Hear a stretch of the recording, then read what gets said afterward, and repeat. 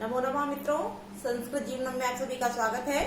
हम लोग हमारी जो साहित्य की कक्षा है उसमें उपस्थित हैं, जिसके अंतर्गत हम लोग टीजीटी और एलटीपीटी के अनुसार जो हमारा ग्रंथ है नीति शतकम, इसका अध्ययन कर रहे हैं। तो अभी तक की कक्षाओं में हम लोगों ने कुल 2 साहित्य ग्रंथों का अध्ययन कर लिया है, जिसमें श्रीमद् भगवद गीता का जो द्वितीय अध्याय सांख्य योग है उसका संपूर्ण अध्ययन हम लोग समाप्त कर चुके हैं, और भारवी कृत जो किरातार्जुनीय महाकाव्य है उसका भी अध्ययन हम लोग कर चुके हैं। तो हमारा जो तृतीय ग्रंथ चल रहा है नीति शतकम, अभी तक की कक्षाओं में हम लोगों ने कुल इसके 15 श्लोकों का अध्ययन कर लिया है। तो आज हम लोग 16, 17 और 18वें श्लोक का अध्ययन करेंगे। तो जो भी मित्र हमारे साथ लाइव जुड़ चुके हैं सभी लोग वीडियो की लिंक को अपने दोस्तों के साथ शेयर कर दें, जिससे कि अधिक से अधिक लोग वीडियो के साथ लाइव जुड़ सकें। और मैं आप सभी से आग्रह करना चाहूंगी कि आप लोग प्रतिदिन लाइव आकर क्लास लिया कीजिए। यदि आपकी कोई भी कक्षा छूट जाती है तो आप जानते हैं कि आपका एक भी यदि श्लोक छूटता है, एक भी छंद छूट जाता है, तब आपके बहुत सारे जो महत्वपूर्ण प्रश्न वहां से बन सकते हैं, परीक्षाओं में पूछे जाने योग्य, वह सभी आपके छूट जाएंगे। इसलिए आप लोग प्रतिदिन लाइव आया कीजिए, और हो सके तो आप लोग किताब साथ रखिए और नोट्स बनाते चलिए। और यदि नहीं आपके पास किताब नहीं है तब भी कोई समस्या नहीं है, हम यहाँ श्लोकों को लिख देते हैं, जिससे कि आप लोग चाहें तो इन श्लोकों को लिख सकते हैं। तो आइए हम लोग जो हमारा 16वां श्लोक है, जो कि भर्तृहरिकृत नीति शतकम का 16वां श्लोक, 17वां और 18वां, ये तीनों जो श्लोक हैं वो विद्वत पद्धति से लिए गए हैं।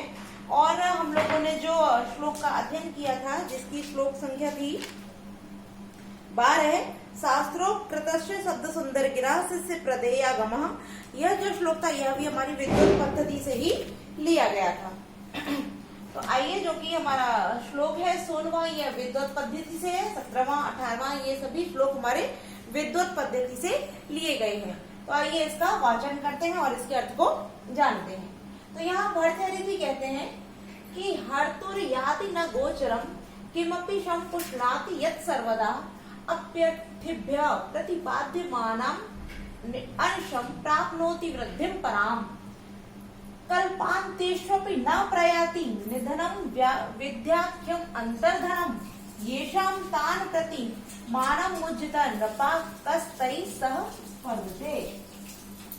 तो आइए अब देखते हैं कि भर्तृहरि जी क्या कहना चाहते हैं। तो यहाँ भर्तृहरि जी कह रहे हैं कि हर्तुर, सबसे पहले हम शब्द लेते हैं कि यहाँ किसके विषय में वर्णन किया जा रहा है। तो यहाँ जो आप देख रहे हैं, यहाँ हमारा शब्द दिया विद्या, इस विद्या के विषय में ही इस संपूर्ण श्लोक में बताया गया है। तो आइए सबसे पहले हम इसी का अर्थ लेते हैं और तत्पश्चात इसके अर्थ को देखते हैं कि विद्या आख्यम अंतर्धनम, विद्या नामक जो अंतर्धन अर्थात छिपा हुआ जो धन है, कि विद्या नामक जो छिपा हुआ धन है वह हर्तुर याति न गोचरम, हर्तुर माने होता है चोर, कि जो चोर के द्वारा, न माने नहीं, गोचरम दृष्टिगत, याति माने जाता है, यानी कि दृष्टिपथ को, अर्थात इंद्रियों के द्वारा जो चोर के द्वारा, न माने नहीं, याति माने होता है जाना। तो यहाँ हम अर्थ लेंगे कि नहीं देखा जाता है, ठीक है। तो कि विद्या, यह जो विद्या है यह चोर की इंद्रियों के द्वारा नहीं देखी जाती है, अर्थात यह विद्या रूपी जो धन है इसको चोर की इंद्रियों के द्वारा दृष्टिपथ अर्थात दृष्टिपथ के द्वारा नहीं देखा जाता, अर्थात वह इसको नहीं देख पाता है। आगे कहते हैं कि किमपि संपुष्णाति यत् सर्वदा, और यत् माने जो, सर्वदा माने हमेशा या नित्य, जो हमेशा क्या करता है, किमपि, किम भी, किम माने क्या, अपि माने भी, क्या भी अर्थात जिसका वर्णन न किया जा सके ऐसा अनिर्वचनीय, सम माने कल्याण को, पुष्णाति माने बढ़ाता है, कि यह जो विद्या नामक धन है, अंतर्धन है, अर्थात जो छिपा हुआ धन है, यह पहला कैसा है कि जिसको चोर अपनी इंद्रियों के द्वारा नहीं देख पाता है, उसकी इंद्रियों के द्वारा दृष्टिगत नहीं हो पाता है। आगे कहते हैं कि यह जो है वो सर्वदा हमेशा ही अत्यंत कल्याणकारी होता है, अर्थात अत्यंत कल्याण को बढ़ाता है। आगे कहते हैं कि अपि अर्थिभ्य, यहाँ हम देखते हैं अपि धन अर्थिभ्य, तो प्यार्थिभ्य हो गया है। तो अपि अर्थिभ्य, अर्थिभ्य माने जो इसके याचक होते हैं, अर्थात इसके चाहने वाले जो होते हैं। तो अर्थिभ्य तात्पर्य याचकों के द्वारा या याचकों के लिए, याचकों को प्रतिपाद्यमानम, प्रतिपाद्यमानम, और यहाँ आगे दिया अनिशम, अनिशम माने जो निशा नहीं अर्थात दिन और रात, प्रतिपाद्यमानम अर्थात दिए जाने पर, कि याचकों के लिए दिन और रात दिए जाने पर जो क्या करता है, पराम वृद्धिम प्राप्नोति, पराम माने अत्यधिक, वृद्धिम वृद्धि को, प्राप्नोति माने प्राप्त होता है। अब इस लाइन को हम समझ लेते हैं, यहाँ कहने का भाव क्या है, उसके बाद इसके अर्थ को देखेंगे, या फिर आइए पहले अर्थ देख लेते हैं, तत्पश्चात इसको समझ लेंगे। आगे कह रहे हैं कि कल्पांतेषु धन अपि, कल्पांतेष्वपि, अर्थात यहाँ अब देखते हैं कि यहाँ सप्तमी का बहुवचन दिया है, तो यानी एक कल्प नहीं, अनेक कल्पों के अंत होने पर भी, न माने नहीं, प्रयात माने होता है, निधनम माने नाश, कि अनेक कल्पों के नाश होने पर भी, जिसका नाश न माने नहीं, प्रयाति माने जाता है, लेकिन इसका अर्थ लेंगे हम यहाँ पे होता है, तो कि कल्पों के अंत होने पर भी, जिसका निधनम माने नाश, न माने नहीं, प्रयाति माने होता है, ऐसी विद्या नामक अंतर्धन, छिपा हुआ जो धन है, ये शाम माने इससे, जिसके अंदर, ये शाम माने जिनमें, ये राम माने ये सब माने जिनमें, यह विद्या नामक अंतर्धन जो छिपा हुआ धन है, तान माने उनके प्रति, मानव माने घमंड को, उज्जत माने छोड़ देना चाहिए। अब किसको बोल रहे हैं, हे नृपः अर्थात हे राजन। अब यहाँ राजा को संबोधित करते हुए भर्तृहरि जी कह रहे हैं कि हे राजन, जो विद्या नामक अंतर्धन से सुशोभित है, अर्थात जिनके अंदर विद्या नामक छिपा हुआ धन विद्यमान है, ऐसे लोगों से, ये माने जिनमें विद्या नामक अंतर्धन छिपा हुआ है, तान माने उनके प्रति इस घमंड को, उज्जत माने त्याग देना चाहिए। आगे कहते हैं कि तई सह का स्पर्धते, तई माने उनके, सह माने साथ, कह माने क्या, स्पर्धते माने स्पर्धा, अर्थात उनके साथ कैसी स्पर्धा, जिनका केवल विद्या रूपी ही धन है, अर्थात जिनके लिए विद्या ही उनका सर्वोत्तम धन है, ऐसे लोगों से, तई माने उनके साथ, का माने कैसी, स्पर्धते माने स्पर्धा। आइए पुनः एक बार अर्थ को देख लेते हैं। तो भर्तृहरि जी कहते हैं कि यह जो विद्या रूपी धन है, अर्थात जो विद्या है, वह चोर की दृष्टि से गोचर नहीं होती है, अर्थात चोरों को अपनी इंद्रियों के द्वारा दृष्टि गोचर नहीं होती। आगे कहते हैं कि यत् सर्वदा, यह जो विद्या है, यह सर्वदा हमेशा ही अद्वितीय कल्याणकारी होती है, अर्थात कल्याण को निरंतर बढ़ाती ही रहती है। आगे कहते हैं कि अभ्यर्थी, अर्थात जो इसके याचक होते हैं, जो विद्या को प्राप्त करना चाहते हैं, ऐसे याचकों को दिन और रात दिए जाने पर भी यह पराम अत्यधिक वृद्धि को प्राप्त होती है, कि यह याचकों को दिन और रात दिए जाने पर भी वृद्धि को प्राप्त होती है। आगे कह रहे हैं कि अनेक कल्पों के अंत होने पर भी निधनम न प्रयाति, नाश को नहीं प्राप्त होती है, अर्थात इसका नाश नहीं होता है। यह विद्या रूपी छिपा हुआ धन जिसमें है, उनके प्रति हे राजन घमंड को उज्जत माने त्याग दो, क्योंकि तईशा उनके साथ, का माने कैसी, स्पर्धते माने स्पर्धा, उनके साथ आपकी जो स्पर्धा है, आप उनसे जो प्रतियोगिता कर रहे हैं, द्वंद्व कर रहे हैं, इसका कोई भी लाभ नहीं है, क्योंकि उनके लिए तो जो विद्या है, यही उनका सर्वोत्तम धन होता है।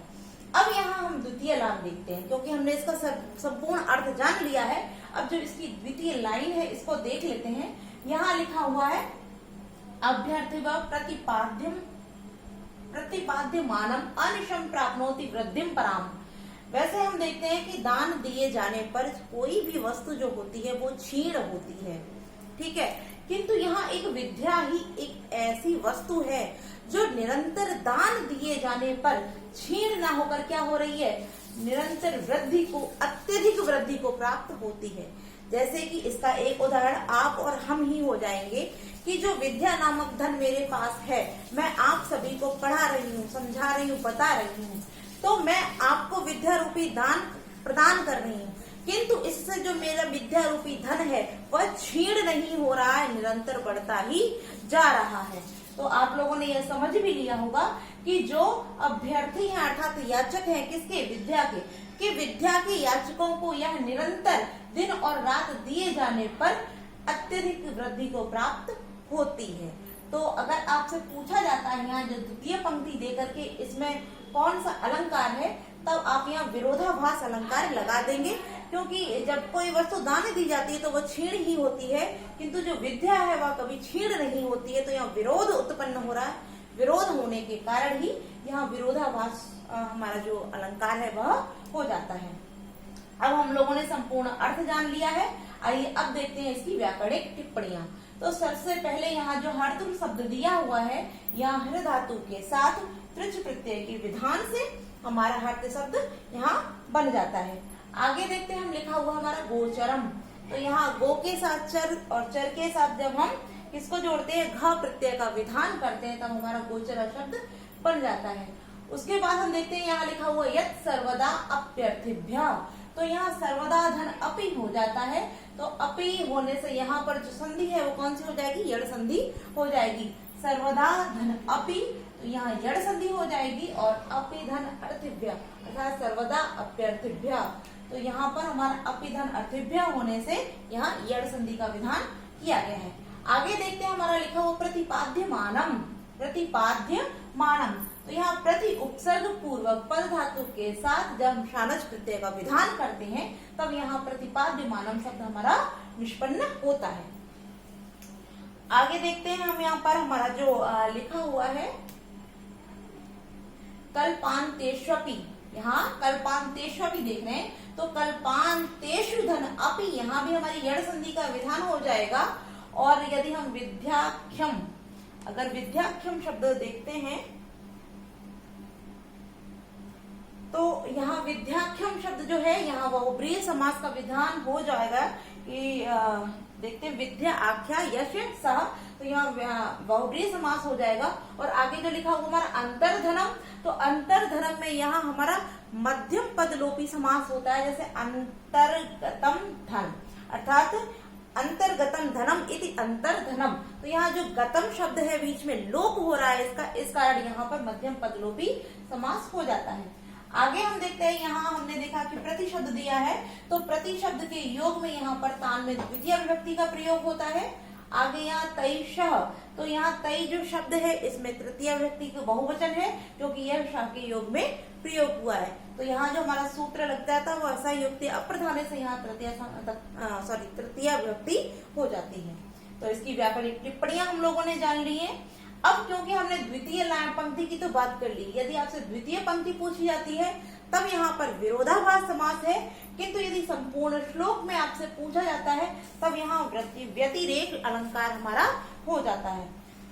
द्वितीय पंक्ति में विरोधाभास अलंकार और संपूर्ण श्लोक में व्यतिरेक अलंकार हो जाएगा। और साथ ही साथ यदि हम इसके छंद की बात करें तो यह हमारा शार्दूल विक्रीडित छंद में लिखा गया है। आइए अब हम देखते हैं हमारा 17वां श्लोक। तो आप सभी लोग मेरे साथ पहले वाचन कर ले, तब पश्चात इसके अर्थ को हम जानते हैं। तो अधिगत परमार्थानां पंडितान मावमस्थां तृणमपि लघु लक्ष्मीर्नैव तान् संरुणन्ति अवनव मद लेखा श्याम गंड स्थलानां न भवति विष्टन्तुर्वाणं वाणानाम्। अब यहाँ भर्तृहरि जी क्या कहते हैं, आइए हम देखते हैं। तो यहाँ एक उदाहरण देकर के इस श्लोक की संपूर्ण व्याख्या करते हैं हमारे भर्तृहरि जी।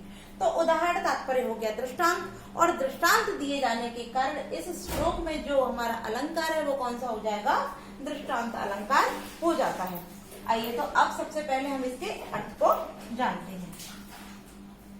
तो यहाँ लिखा हुआ अधिगत परमार्थान, अर्थात परमार्थ का अधिगत माने जानने वाले। परमार्थ को जानने वाले, पंडितान, पंडितों की अर्थात विद्वानों की, कि जो परमार्थ को जानने वाले हैं अर्थात जिन लोगों ने परमार्थ का ज्ञान अर्जित कर लिया है, ऐसे विद्वत जनों की। अब हम क्या करेंगे, यहाँ से हम शब्दों को भिन्न भिन्न करेंगे, संधि विच्छेद करेंगे तो हमारा निकल आएगा माँ अवमस्था, माँ अवमस्था। तो यहाँ माँ माने मत करो, अवमस्था माने तिरस्कार या अपमान। तो कि जो परमार्थ को जानने वाले विद्वान हैं उनका तिरस्कार या अपमान माँ माने मत करो। क्यों? क्योंकि यदि आप ऐसा सोच रहे हैं कि धन के द्वारा इनको हम अपने अधीन कर लेंगे या झुका लेंगे, तो यह आपके मस्तिष्क का केवल एक संशय है। जो विद्वान लोग होते हैं उनके लिए सर्वप्रथम जो उनका धन होता है वह विद्या ही होता है, वह धन को मात्र तुच्छ समझते हैं। और यहाँ देखिए हम लोग देख भी रहे हैं, यहाँ लिखा हुआ लघु। तो आगे क्या कहते हैं भर्तृहरि जी कि तृणम एव कि तिनके के समान, लघु माने तुच्छ, लक्ष्मी, लक्ष्मी के द्वारा, तान माने इनको, संरुणधि रोका, न माने नहीं, एव माने ही, नहीं जा सकता है अर्थात वश में नहीं किया जा सकता है। अब तान माने किसको, तो यहाँ दिया है पंडितान अर्थात जो विद्वत जन होते हैं उनको। तो यहाँ अब देखते हैं इसके भाव को। यहाँ जो भर्तृहरि जी वो हैं कह रहे हैं, क्या कह रहे हैं कि जो परमार्थ से अवगत है अर्थात जिनको परमार्थ का ज्ञान है, ऐसे विद्वत जनों का अपमान या तिरस्कार माँ माने मत करो। क्यों मत करो? क्योंकि तिनके के समान तुक्ष लक्ष्मी के द्वारा इन पंडितों को रोका न माने नहीं जा सकता है अर्थात इन विद्वत जनों को लक्ष्मी के द्वारा वश में नहीं किया जा सकता है। और लक्ष्मी भी कैसी, लघु माने तुच्छ। इनके लिए जो धन है, जो लक्ष्मी है, वो कैसा होता है, तुच्छ होता है। तो ऐसी तुच्छ लक्ष्मी के द्वारा इन विद्वत जनों को बस में न माने नहीं किया जा सकता है। आगे देखते हैं अब किस प्रकार नहीं किया जा सकता। तो इसके लिए उदाहरण देते हुए भर्तृहरि जी कहते हैं, तो देखिए कि अभिनव मद लेखा श्याम गंड स्थला नाम। अभिनव, अभिनव मतलब नवीन, मद नवीन मद से युक्त, लेखा, लेखा मतलब धार वाला अर्थात जिसका मद च्युत हो रहा है किंतु ऐसा नहीं धीरे धीरे करके बह रहा हो, जो निरंतर मद जल जिसका झर रहा है, बह रहा है, ऐसे नवीन मद जल से युक्त रेखाओं के कारण श्याम गंड स्थला नाम। श्याम माने जिसका, गंड स्थल, गंड माने होता है कपोल, जिसका कपोल स्थल कैसा हो गया है, श्याम, श्यामला हो गया है, ऐसे श्याम कपोल स्थल वाले वारणा नाम, वारणा नाम माने हाथी के, हाथी को विस्तंतु, विस्तंतु माने कमल नाल के जो रेशे होते हैं, कमल नाल के रेशे, वर्णम माने बंधन, न माने नहीं, भवती माने होते हैं। अब देखिए यहाँ हम क्या कहना चाह रहे हैं भर्तृहरि जी। तो यहाँ वारणा नाम जो लिया है अर्थात हाथी के विषय में बताया, किंतु कैसा हाथी, ऐसा नहीं कि कोई मरा मरा बीमार सा हाथी, ऐसा नहीं, कैसा हाथी जो नवीन मद लेखा से युक्त है। और नवीन मद लेखा अर्थात नवीन मद की धारा निरंतर बहने से जिसका कपोल स्थल कैसा हो गया है, श्यामल अर्थात सांवला हो गया है, ऐसे नवीन मद की धारा से सांवले कपोल स्थल वाला जो हाथी है उसके लिए कमल नाल की जो तंतु रेशे होते हैं वह वारणम माने बंधन, न माने नहीं, भवती माने होते हैं। उसी प्रकार से यह तुच्छ लक्ष्मी है, इनके द्वारा, अब ये कैसी हो गई लोगों के लिए, तृणम अपि, तिनके के समान यह तुच्छ लक्ष्मी के द्वारा इन विद्वानों को न माने नहीं वश में किया जा सकता है। जिस प्रकार एक नवीन युवावस्था वाले अर्थात जब नवीन मद जल किस अर्थात यहाँ जो शब्द विशेषण दिया है कि नव अभिनव मद लेखा, नवीन मद किसको होता है, जो जब जो हाथी होता है वो जब जवान होता है अर्थात अपनी युवावस्था में आता है तभी उसका मद झरना स्थान आरंभ होता है। तो जब मद झरना आरंभ हुआ है तो यहाँ अभिनव मद दिया है, तो कि जिसका मद कैसा है, नवीन है, ऐसे नवीन मद वाले। तो यहाँ जो हाथी है उसका विशेषण बता दिया है कि जिसका मद अभी अभी झरना आरंभ हुआ है और उस मद के धारा से जिसका गंड स्थल कैसा हो गया, सांवला हो गया है, तो ऐसे युवा अर्थात जवान हाथी को जिसको कमल नाल की तंतुओं या रेशों के द्वारा जिसको बांधना नहीं होता, अर्थात उसका जो कमल नाल के धागे होते हैं वह उसका बंधन नहीं हो सकते हैं, उसी प्रकार से जो पंडित लोग होते हैं अर्थात जो विद्वान लोग होते हैं उनके लिए यह तिनके के समान तुच्छ लक्ष्मी उनको रोकने में समर्थ नहीं होती है, अर्थात उनको इस लक्ष्मी के द्वारा वश में नहीं किया जा सकता है। ठीक है, तो हम लोगों ने संपूर्ण अर्थ जान लिया है। अब हम लोगों ने यहाँ यह भी जान लिया, क्योंकि यहाँ उदाहरण दिया है, उदाहरण तात्पर्य दृष्टांत देने के कारण यहाँ जो 17वें श्लोक में हमारा अलंकार है वो कौन सा हो जाएगा, तो यहाँ दृष्टांत अलंकार हो जाएगा। अब हम इसकी व्याकरणिक टिप्पणियां देख लेते हैं। तो सर्वप्रथम यहाँ हमारा जो शब्द दिया है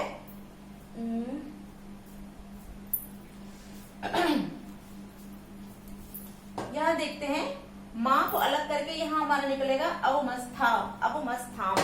तो यहाँ जो अवमस्था है वहाँ अव उपसर्ग के साथ मन के साथ जब हम लुंग लकार में प्रयोग करते हैं तब यहाँ अवमस्था बन जाता है। आगे यहाँ हमारा लिखा हुआ है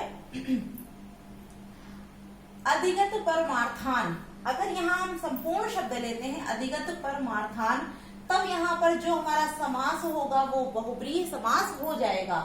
किंतु जब हम केवल परमार्थ शब्द लेते हैं परमार्थ, तो परम है जो अर्थ तथा यहाँ कर्मधारय समास हो जाएगा, अर्थात जो परमार्थ शब्द है इसमें कर्मधारय समास हो जाएगा और संपूर्ण शब्द में यहाँ पर बहुब्रीहि समास हमारा हो जाएगा। और आगे देखते हैं, हम यहाँ लिखा हुआ हमारा विस्तंतु तात्पर्य कमल नाल के तंतु या रेशे, तो यहाँ षष्ठी तक पुरुष समास हो जाता है। और यहाँ जो संपूर्ण अर्थ लेंगे हम अवनव मद लेखा श्याम गंड स्थला नाम, तब इस संपूर्ण पंक्ति में जो हमारा समास होगा वह बहुब्रीहि समास हो जाएगा। किंतु यदि अवनव मद की बात करते हैं तब यहाँ मद की विशेषता विशेषण बताए जाने के कारण यहाँ अवनव मद इस केवल इतने शब्द में हमारा कर्मधारय समास हो जाता है। अब यहाँ हम अगर छंद की बात करें तो यह मालिनी छंद में लिखा हुआ है, अर्थात यह जो हमारा 17वां श्लोक है जो मालिनी छंद में है। और मालिनी छंद में कुल 11 वर्ण होते हैं। इसका जो लक्षण होता है वह होता है नन्मय मालिनी भोग लोकई, यह इस छंद का लक्षण होता है। और यहाँ अगर प्रश्न की बात करें तो आपसे पूछा जा सकता है इस प्रकार से कि लक्ष्मी को किस प्रकार से, अर्थात जो विद्वान लोग होते हैं वो लक्ष्मी को कैसा समझते हैं, तो आप इसका जो उत्तर हो जाएगा क्या हो जाएगा, तड़मेव लघु, अर्थात तिनके के समान तुच्छ समझते हैं। और यदि आपसे पूछा जाए कि यहाँ जो पंडित लोग हैं अर्थात जो विद्वान लोग हैं उनको वश में न किए जाने के कारण यहाँ जो दृष्टांत दिया गया वो किसके लिए अर्थात किससे संबंधित दिया है, तो आपका जो उत्तर है वो क्या हो जाएगा, वाणा नाम, अर्थात पंडितों के साथ यहाँ वाणाओं का जो हाथी है इसका दृष्टांत देकर यहाँ बताया गया है। आइए हम अब अपने अगले श्लोक अंतिम श्लोक की ओर बढ़ते हैं जो कि 18वां है। तो आइए इसका अर्थ जानते हैं। तो यहाँ भट्टाचार्य जी कह रहे हैं कि अम्बोजनी वन विहार विलासमेव हंसस्य हंति नितराम कुपितो विधाता न त्वस्य दुग्ध जलम भेद विधौ प्रसिद्धा वैदभ्यम कीर्तिम अपहर्तुम मशौ समर्था। अब इसका अर्थ लेते हैं। तो हम सबसे पहले यहाँ से आरंभ करेंगे कुपितो विधाता। कुपित माने क्रोधित, विधाता, विधाता माने ब्रह्मा, कि क्रोधित ब्रह्मा जो होते हैं अर्थात जब ब्रह्मा विधाता क्रोधित हो तब हंस से यदि हंस से विधाता ब्रह्मा जो है वो यदि क्रोधित होंगे तो हंस का क्या कर सकते हैं, तो अम्बोजनी माने होता है कमलिनी और वन, कमलिनी के वन में विहार घूमने का जो विलास सुख है उसका ही, एव माने ही, नितराम अत्यंत, हंति माने नाश कर सकते हैं। तो कहने का तात्पर्य है कि यदि हंस से ब्रह्मा जो है वो क्रोधित होते हैं तो क्रोधित ब्रह्मा हंस के जो कमलिनी वन में विहार करने का सुख है उसी का नाश कर सकते हैं। अर्थात क्रोधित ब्रह्मा हंस के केवल कमलिनी वन में विहार के सुख का ही नाश कर सकते हैं, अन्य किसी का नहीं। तो अब केवल इसी का नाश कर सकते हैं, तो किसका नहीं कर सकते हैं? तो आइए उसको भी देखते हैं। तो आगे कह रहे हैं कि तू माने किंतु, असौ, असौ कौन? विधाता अर्थात ब्रह्मा, कि किंतु विधाता, अस्य माने इसके, इसके किसके? हंस के, दुग्ध जल भेद विदौ, दूध और जल अर्थात नीर और क्षीर, दूध और जल के भेद करने का, अर्थात जो इनको अलग अलग कर देता है, इसके प्रसिद्ध वैदग्ध्यम, विद्वत, कीर्तिम, कीर्ति का, अपहर्तुम, हरण करने में, न माने नहीं, समर्थ माने समर्थ होते हैं। अर्थात यदि क्रोधित हो जाते हैं, कौन? विधाता ब्रह्मा यदि क्रोधित हैं, क्रोधित ब्रह्मा हंस के जो कमलिनी वन में विहार करने का जो सुख है, केवल इसी का नाश कर सकते हैं, अन्य नहीं। अन्य क्या नहीं? किंतु ब्रह्मा इस हंस के जो दूध और जल का भेद करने की इसकी जो प्रसिद्ध विद्वता की कीर्ति है, अर्थात विख्यात जो इसकी कीर्ति है, उसका अपहर्तुम माने हरण करने में समर्थ, न माने नहीं होते हैं। तो कि अगर ब्रह्मा हंस से क्रोधित भी हो जाएंगे तो केवल जो उसका वन में विहार, कौन से? कमलिनी के वन में विहार करने से जो हंस को सुख प्राप्त होता है, उसी का नाश कर सकते हैं। किंतु जो हंस की प्रसिद्धि है कि वो दूध और पानी को अलग अलग कर देता है, उसकी इस प्रसिद्ध विद्वत्ता कीर्ति का हरण नहीं कर सकते हैं। तो इसके अर्थ को हम लोगों ने जान लिया है। अब हम देखते हैं इसकी व्याकरणिक टिप्पणियां।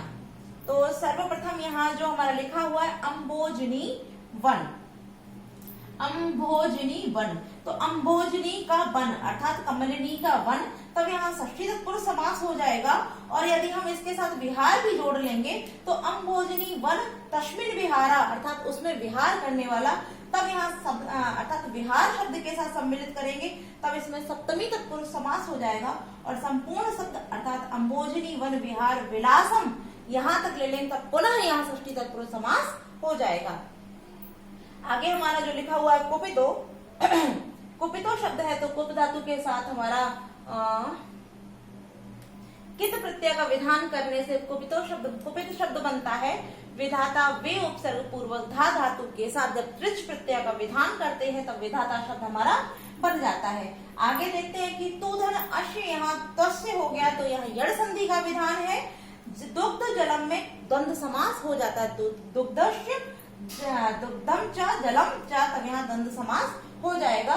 और अपहर्तुम में हमारे तुमुन प्रत्यय का विधान किया है। और वैदग्ध्यम की यदि हम बात करते हैं तो यहाँ वे उपसर्ग पूर्वक दह के साथ जब हम कित प्रत्यय का विधान करते हैं तो वैदग्ध बनता है। और जब वैदग्ध के साथ हम शिद प्रत्यय का विधान करते हैं तब हमारा वैदग्धी शब्द बन जाता है। अब यहाँ छंद की बात करते हैं। तो इस श्लोक में हमारे वसंत तिलका छंद लिखा है, जिसका लक्षण होता है उक्ता वसंत तिलका तबजा जगौगा। और यदि हम अलंकार की बात करें तो इस छंद में हमारे अप्रस्तुत प्रशंसा अलंकार दिया, अर्थात यह जो छंद है वो अप्रस्तुत प्रशंसा अलंकार में निबद्ध है। तो आज हम लोगों ने 16, 17 और 18वें श्लोक का अर्थ जान लिया है। कल की कक्षाओं में इससे आगे के श्लोकों के साथ आप सभी के समक्ष उपस्थित होंगे। आप सभी को वीडियो अच्छी लगी हो तो वीडियो को लाइक अवश्य कीजिए, चैनल को सब्सक्राइब कीजिए जिन लोगों ने अभी तक नहीं किया है। और प्रतिदिन अधिक से अधिक मात्रा में आप लोग लाइव आया कीजिए। तो आज के लिए इतना ही मित्रों, नमो नमः।